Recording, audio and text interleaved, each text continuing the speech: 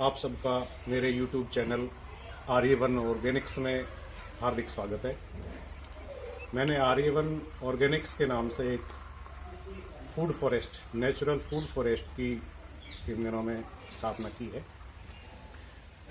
पूर्णतः जैविक रूप से मैं खेती कर रहा हूँ, तो उसमें मेरे थोड़े प्रयोग हैं। वो प्रयोग मैं आपके साथ साझा करना चाहूँगा कि मैंने क्या क्या उसमें प्रयोग किए हैं और उनमें कहाँ तक सफलता मिली। हो सकता है मेरे उन प्रयोगों से किसी किसान भाई को थोड़ी मदद मिल सके, तो इसलिए मैं उनको आपके साथ साझा करना चाहता हूँ। जैविक खेती में प्राणभूत गाय हैं। गायों के बिना जैविक खेती की कल्पना मेरे लिए तो मैं समझता हूं कि असंभव है। तो इसलिए मैं अपनी गायों से आपका परिचय कराता हूं। ये कपिला गाय है, मेरी गिर नस्ल की गाय है। दूसरी गाय है श्वेता। ये हरियाणा और साहिवाल नस्ल की मिश्रित गाय है। बहुत सीधी सादी गाय है। मेरा सारा का सारा आधार इन्हीं के ऊपर टिका हुआ है। तीसरी मेरी गाय है श्यामा। ये इसी की बेटी है। अगली गाय से आपका परिचय कराता हूं।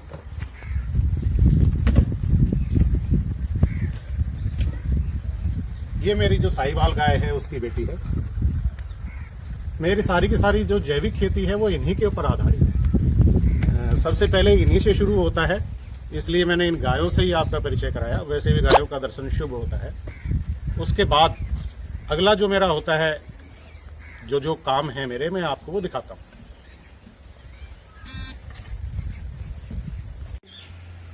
जैविक खेती के कामों को आसान बनाने के लिए हमें कुछ मशीनों की भी जरूरत पड़ती है। तो ये चारा काटने की मशीन आमतौर पर सबके पास होती है।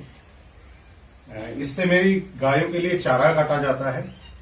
दूसरा काम मैं इससे ये करता हूं कि जो पेड़ पौधे हैं, खरपतवार है, उनके जो पत्ते होते हैं उसको छोटा करने के लिए भी इसका मैं उपयोग कर लेता हूं। इसके बाद अगली मशीन, ये जो आमतौर पे आपने देखी होगी, जब कंक्रीट को मिलाते हैं, रोड़ी और बजरी को, सीमेंट को मिलाने के लिए आमतौर पे लेंटर डालने में इसका प्रयोग किया जाता है। इसका प्रयोग मैं जैविक खेती में इस प्रकार करता हूं कि जो भी पत्ते वगैरह हैं वो इसके अंदर डाल करके, कुछ अलग अलग पत्थर, किसी पत्थर में आयरन की प्रधानता होती है, किसी में कॉपर, तो इस तरह के अलग अलग पत्थर है, वो कुछ इसके अंदर डाल करके और पत्ते डाल करके इसको चला दिया जाता है। ये चलने के बाद में पत्थर जब उन पे लगते हैं तो वो उनको पीस देते हैं, पत्तों को पीस देते हैं। इससे हमारे लगभग सारे के सारे पोषक तत्व, अलग से माइक्रोन्यूट्रिएंट्स और दूसरे पोषक जो तत्व हैं, उनको अलग से डालने की इसमें कोई आवश्यकता नहीं होती है। उनकी पूर्ति मैं इसी से करता हूं। जैविक खेती में बायोगैस प्लांट की बहुत बड़ी भूमिका है। आमतौर पर सरकारें इसके लिए सब्सिडी देती हैं, परंतु मेरे को इतनी जल्दी थी खेती में, मेरे को जरूरत थी, तो मैंने बिना सब्सिडी के भी अपने पूरे पैसों से इसको बनवाया। इसमें हम ऐसा करते हैं, आमतौर पे जो बायोगैस प्लांट होते हैं वो आपने देखे होंगे। इसमें मैंने थोड़ा अलग से कुछ किया है, वो मैं आपके साथ साझा करना चाहूँगा।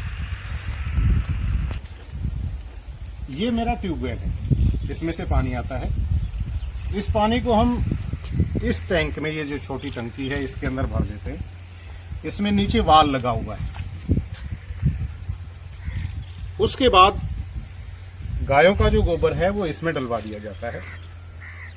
इधर से हम वाल को खोल देते हैं।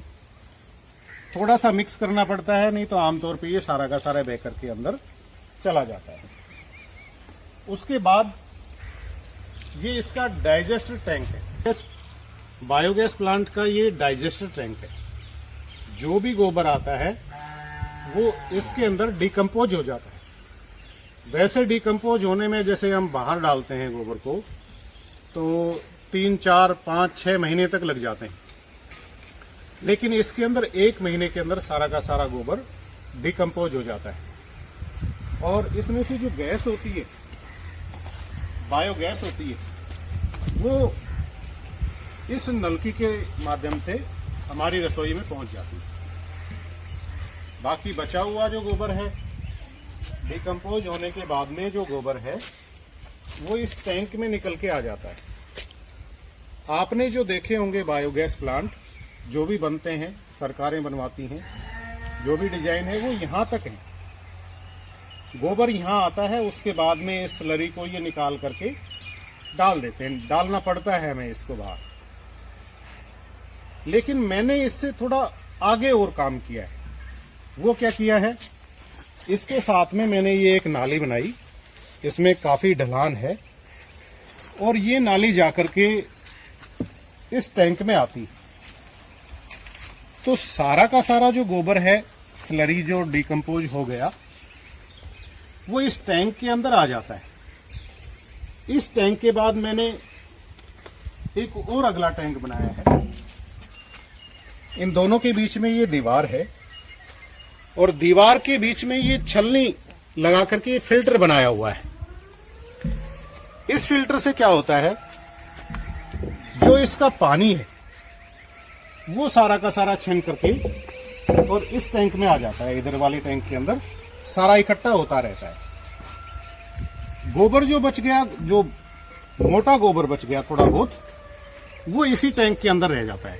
हालांकि वो इतनी कम मात्रा के अंदर होता है कि मेरे को ये बनाए हुए 4-5 महीने हो गए हैं, तब से चल रहा है और ये एक बार भी अभी ढंग से भरा नहीं है। जबकि ये जो है मेरा पानी वाला, ये लगभग हर वीक में एक बार भर जाता है। और इस पानी को फिर मैं क्या करता हूं, ये मेरी मोटर है छोटी, इसके द्वारा ये मैंने इसमें डाला हुआ है, ये नीचे जा करके और इससे पानी को खींच करके और यहां इस ड्रम में डाल देता हूं। ये वेंचुरी है, तो इस वेंचुरी के माध्यम से ये जा करके और सारा का सारा स्प्रिंकलर छोटे वाले मेरे खेत में सेट हैं, तो उसमें मिलकर के फिल्टर इसके अंदर है, स्क्रीन फिल्टर, तो वो सारा का सारा खेत में पहुंच जाता है। जब भी मेरे खेत में पानी चलता है तो उसके साथ में ये जाता है।